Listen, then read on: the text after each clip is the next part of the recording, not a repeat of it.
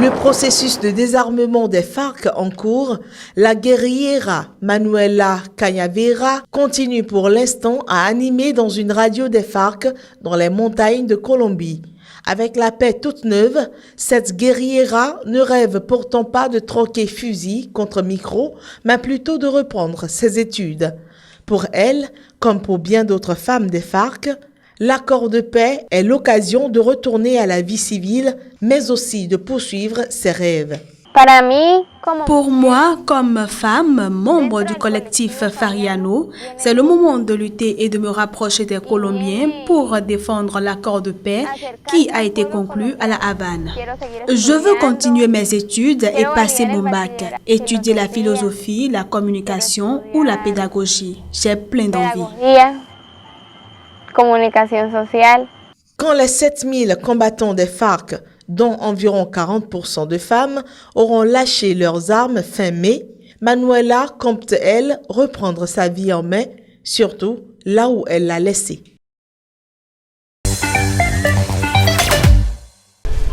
Alors, monsieur Juppé, vous avez acheté des pansements pour... C'est désormais clair. Alain Juppé ne sera pas candidat à l'élection présidentielle en France. Il l'a confirmé une bonne fois pour toutes ce lundi. Par la même occasion, il a déclaré ne jouer aucun rôle de recours à François Fillon, dont il a affirmé que l'obstination conduisait à une impasse. Moi, je soutiendrai celui qui portera nos couleurs lorsque nos instances seront prononcées. Donc pour vous, ça ne sera pas forcément François Fillon. On verra. Est-ce que vous souhaitez qu'il parte, François Fillon ? Voilà, je n'ai rien de plus à vous dire. Juppé a déclaré que les Français veulent un profond renouvellement de leurs dirigeants politiques et qu'à l'évidence, ils n'incarnent pas ce renouvellement. À Bordeaux, c'est la déception. J'avais plus trop confiance en Fillon, donc voilà, c'est dommage. Très déçu que M. Juppé ne se présente pas, ou prenne le relais. Comme Juppé ne prend pas le relais, on va peut-être aller vers M. Macron. Juppé aurait pu représenter une vraie alternative. Bon, en tout cas, c'est son choix, donc ça va être compliqué. Ça va être pas simple, cette élection présidentielle, de savoir pour qui voter. Et mon choix n'est pas encore déterminé du coup. Je suis déçue, mais j'ai trouvé son discours plein de dignité. Je crois que c'est une chose dont nous avons bien besoin, que nous avons bien besoin de retrouver. Moi, j'ai indiqué clairement la semaine dernière, une fois encore dans une tribune que j'ai publiée, que je n'avais plus de candidat pour le premier tour des élections présidentielles. Voilà, donc ça me met dans une situation extrêmement compliquée, effectivement. La droite française cherchait désespérément lundi une sortie de crise. Pendant ce temps, son candidat désigné pour la présidentielle, François Fillon, s'obstine à maintenir sa candidature malgré des soupçons d'emploi fictifs qui l'ont fait plonger dans les sondages. Merouane Benhamed, un ancien membre du GIA, entendé groupe islamique armé algérien, a été extradé lundi de la Suisse vers la France. Recherché depuis septembre 2016 dans ce pays pour non-respect de son assignation à résidence, Merouane Benhamed avait été arrêté en Suisse il y a 6 mois après y avoir demandé l'asile. Il a été remis aux autorités françaises lundi selon le porte-parole du ministère de la Justice.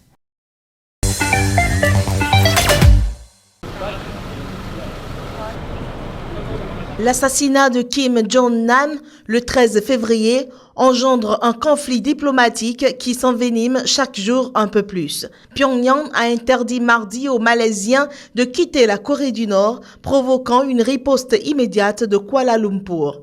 Les sanctions diplomatiques réciproques marquent une forte montée des tensions entre la Malaisie et la Corée du Nord. 11 Malaisiens se trouvent actuellement en Corée du Nord, pays le plus fermé au monde, selon le ministère malaisien des Affaires étrangères. Le chef du gouvernement malaisien, Najib Razak, dans un communiqué, annonce des sanctions identiques à l'encontre de tous les ressortissants nord-coréens en Malaisie. Il pourrait être 1 millier selon des analystes. La brouille diplomatique entre la Malaisie et la Corée du Nord, qui entretenait jusque-là des relations relativement cordiales, a commencé en février quand la police malaisienne a rejeté une demande de diplomates nord-coréens réclamant la remise du corps du demi-frère du dirigeant nord-coréen à Pyongyang. Ces derniers développements interviennent à un moment où la Corée du Nord fait face à de nouvelles condamnations internationales après une salve de tests de missiles tirés en direction du Japon au mépris des interdictions de l'ONU.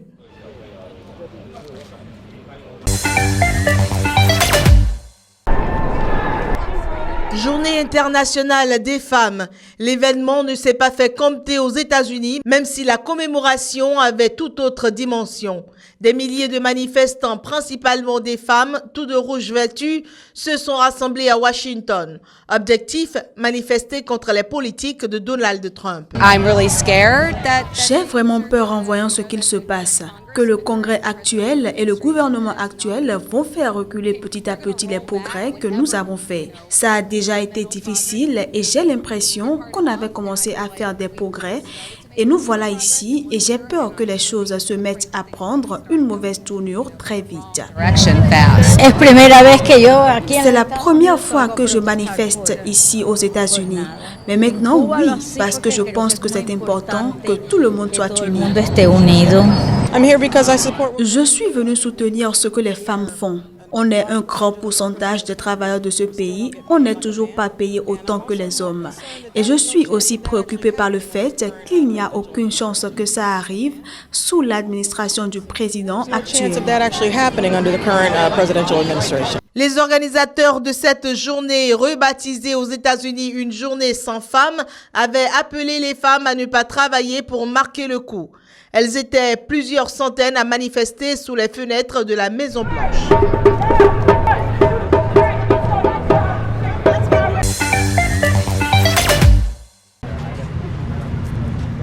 Plus qu'une semaine et les électeurs néerlandais se rendront aux urnes pour des élections législatives déterminantes. L'extrême droite talonne le parti libéral du Premier ministre Mark Rutte qui tente de la repousser. Mercredi, le député néerlandais d'extrême droite, Geert Wilders, a manifesté devant l'ambassade de Turquie contre la visite planifiée du ministre turc des Affaires étrangères. Je manifeste ici devant la mission diplomatique aux Pays-Bas pour qu'ils ne viennent pas. Respectez le fait que c'est notre territoire. Et s'ils veulent faire du lobby pour des dictateurs, s'il vous plaît, faites-le dans votre propre pays, avec votre propre population, mais pas en Hollande. Nous disons, restez loin de nous, restez loin d'ici, ceci est notre pays, ce sont les Pays-Bas. Nous n'autoriserions pas de lobbying de la part de la Corée du Nord ou de l'Arabie Saoudite dans notre pays non plus. Nous devons donner le signal que nous n'aidons pas les dictateurs ou les dictatures et qu'aucun des ministres n'est bienvenu jusqu'au référendum en Turquie. Et s'ils le font malgré tout, nous ne les autoriserons pas ou nous estraderons l'ambassadeur turc ici, ce qui est un signal. La Hollande sur notre territoire, ceci est notre pays. Il n'y aura pas de lobbying ou de soutien aux dictateurs comme Erdogan. Mais alors que le scrutin se rapproche aux Pays-Bas, le PVV est retombé en deuxième position des sondages, désormais crédité de 22 à 26 sièges contre 23 à 27 sièges pour le VVD. La plupart des partis ont promis de ne pas collaborer avec le député controversé.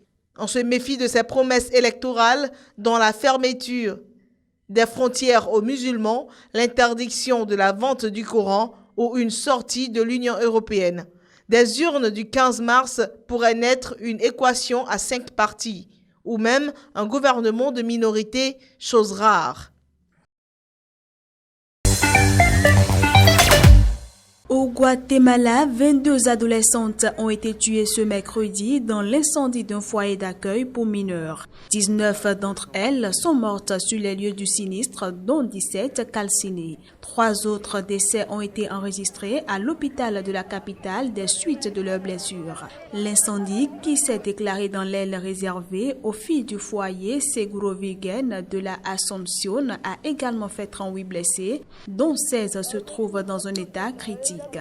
Alertées, les familles des mineurs hébergés dans ce centre étaient en larmes aux abords du foyer où s'affairaient les secours. Ils nous cachent quelque chose parce qu'ils ne nous disent rien. Il y a des gens qui sont ici depuis 1 heure. Des familles étaient ici dès 5 heures, 8 heures. Nous sommes ici et nous voulons savoir comment se portent nos enfants. Mais ils ne nous disent rien. Selon la presse locale, ce mardi soir, les mineurs du foyer avaient manifesté pour dénoncer la mauvaise alimentation et les abus physiques dont ils disent être les victimes dans l'institution. Je m'étais déjà plainte au bureau du procureur général pour les abus dont elles étaient victimes, parce qu'on m'a dit qu'on leur donnait de la drogue, qu'elles étaient toutes droguées. Avant que l'incendie ne se déclenche ce mercredi matin, les mineurs avaient à nouveau protesté.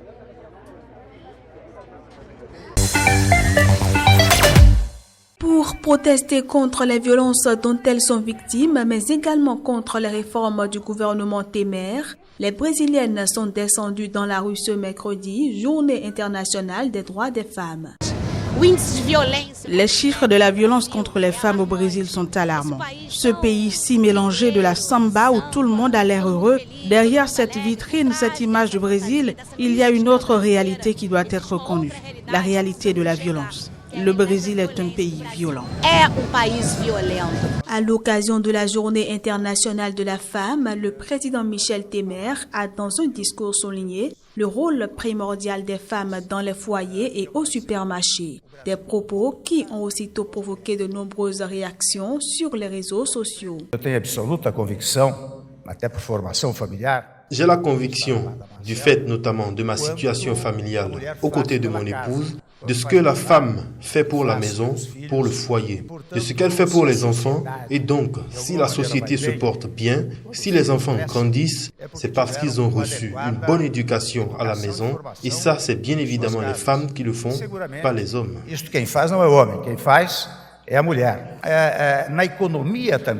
En matière d'économie aussi, la femme joue un grand rôle.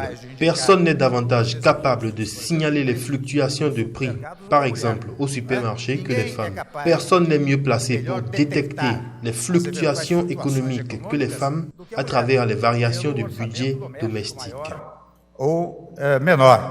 Selon un sondage publié ce mercredi, près d'un tiers des Brésiliennes de plus de 16 ans ont déclaré avoir été victimes de violences physiques, verbales ou psychologiques en 2016. La suspension du décret controversé de Trump limitant l'immigration a été bel et bien confirmée par la justice américaine. Un véritable camouflet infligé jeudi à Donald Trump. Les juges de la Cour d'appel de San Francisco, dans leur décision prise à l'unanimité, ont conclu que le gouvernement n'a pas démontré que le maintien de la suspension du décret se traduirait par de graves atteintes à la sécurité des États-Unis.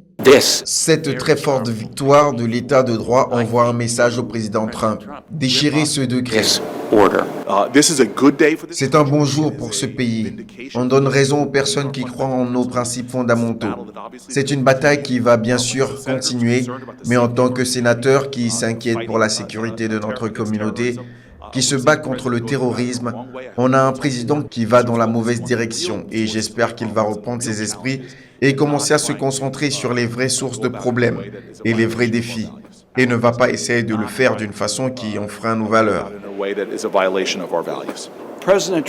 Le président Trump a tendance à utiliser des décrets. Nous savons maintenant qu'il y a des limites à ce qu'il peut faire et que nous sommes protégés par nos tribunaux. Le décret signé le 27 janvier interdisait l'accès aux États-Unis pour 3 mois aux ressortissants de 7 pays musulmans et pour 4 mois aux réfugiés. Une interdiction illimitée dans le temps pour les Syriens. Le président américain promet de poursuivre la bataille judiciaire pour défendre sa mesure emblématique. Il a tweeté, je cite, « Rendez-vous au tribunal. La sécurité de notre nation est en jeu. »